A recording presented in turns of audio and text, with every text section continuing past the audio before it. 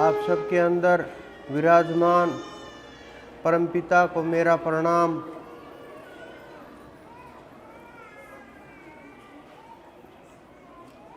आज होली का त्योहार है।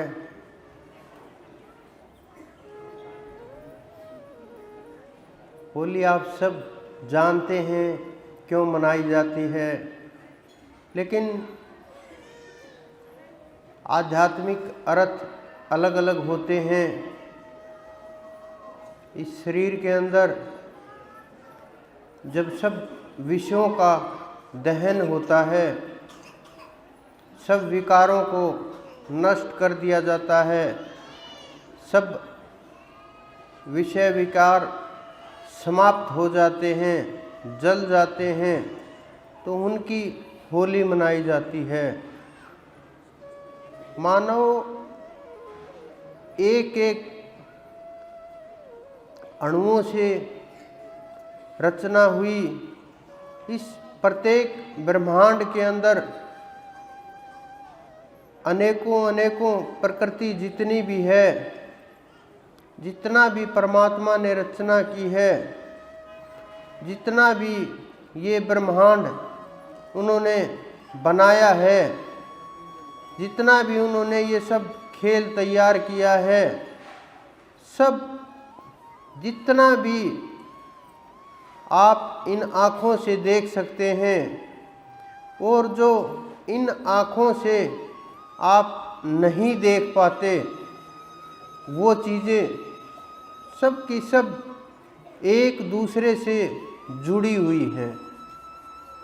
पहले भी जुड़ी हुई हैं, यहाँ पृथ्वी पर आने से और पृथ्वी से जाने के बाद भी जुड़ी हुई हैं। क्योंकि प्रकृति से आप देखोगे जितने भी शरीर हैं सब प्रकृति के बने हुए हैं, पांचों तत्वों के बने हुए हैं। जितनी भी रचनाएं हैं सब अष्ट प्रकृति में आ जाती हैं और इसी के अंदर का सारा खेल घूमता रहता है, चलता रहता है। और मानव बस छोटी छोटी वस्तुओं के लिए सोचता है मैं साधना कर लूँ, मेरा ये काम हो जाएगा, मुझे इतना अच्छा करना चाहिए। लेकिन छोटे छोटे कष्टों को लेकर के विचारों में इतना अंदर तक चला जाता है, एक कर्म छुड़ाने के लिए दूसरा कर्म तैयार कर लेता है, दूसरा कर्म छुड़ाने के लिए 4 कर्म और तैयार कर लेता है और इस प्रकार से कर्मों का अंबार लगता चला जाता है, ढेर लग जाता है।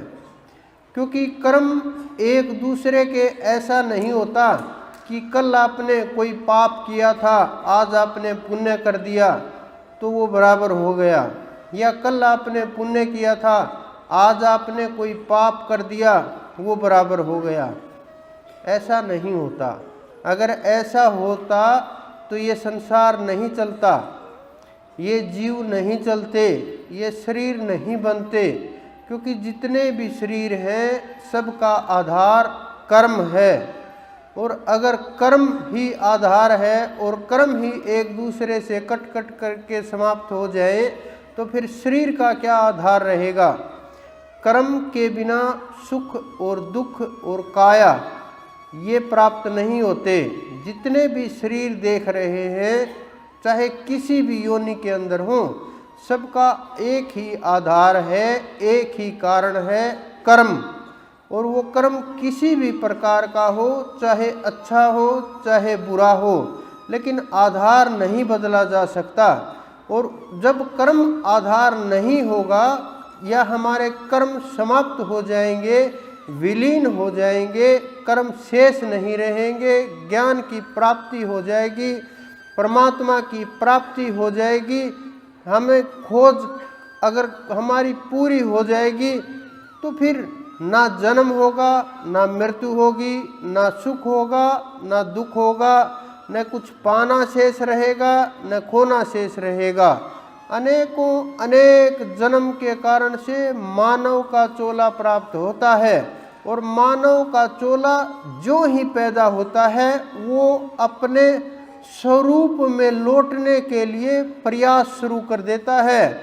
पैदा होना भी अनिवार्य होता है, लेकिन जाना, उस प्रकृति में विलीन हो जाना, उस परमात्मा का जो नियम है उसकी ओर दौड़ना, और ये आत्मा अपने स्वरूप की ओर भागना शुरू कर देती है।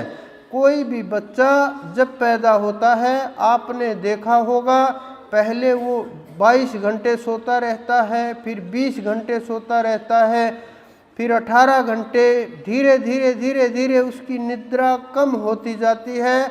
और बहुत से बुजुर्ग आपने ये कहते सुने होंगे कि हमारी नींद तो बिल्कुल ही चली गई। ये क्या कारण होते हैं? इनके बहुत गहरे रहस्य होते हैं, लेकिन हम लोग ना खोजने का प्रयास करते हैं, ना उस ओर सोचते हैं, ना देखते हैं, ना समझते हैं, ना उस विषय के ऊपर जाना चाहते हैं। बस एक दौड़ शुरू हो जाती है। जिंदगी में पैदा हुए और वहीं से खेल शुरू हुआ। माया के अंदर पड़े, हवा लगी और शरीरों के सफ़र शुरू हुए और एकदम से पता चलने लगा, आंखें खुलने लगी। लेकिन नींद, बचपन में जो खेलता है बच्चा, तो उसका आपने ध्यान किया होगा, देखा होगा कि वो बाहर चला जाता है, खेलता है खिलौनों के साथ, छोटी छोटी वस्तुओं के साथ बड़ा प्रेम होता उसका, और उसमें वो बाहर कहीं भी उसको ले जा सकते हैं, कुछ खाने पीने की वस्तुओं को दिखा करके, या ऐसे ही किसी भी प्रकार से उसको खेलते हुए, प्यार करते हुए, दुलार करते हुए उसको के अंदर अपने माता पिता से उसको दूर ले जाया जाता है। जब तक उसको भूख नहीं लगती तब तक वो न रोता है, खेलता रहता है। जब भूख लगती है तभी उसको माँ की याद आती है, फिर वापस उसी स्थान के ऊपर आ जाता है। लेकिन ये भूख तो छोटी बचपन की है।